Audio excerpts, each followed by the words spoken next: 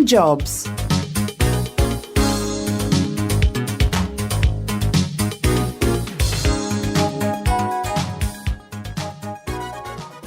They say that life is what you make of it. But can you really make a career out of something you care about? Of course you can. But your dream job could be just as demanding as any other career choice. Dreams come in all shapes and sizes, so understanding your personal values is the key to keeping yourself motivated. Once you know what kind of life you're aiming for, you can set realistic goals and work towards them with confidence. Dylan Scott Pierce may look like an average teenager, but since he was a young boy, he has focused on capturing the spirit of animals in his watercolour paintings.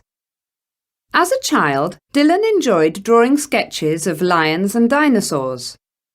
By the age of 10, he was travelling around the country entering his work in art shows. And today his wildlife paintings sell for as much as $20,000. That's pretty good for a young artist.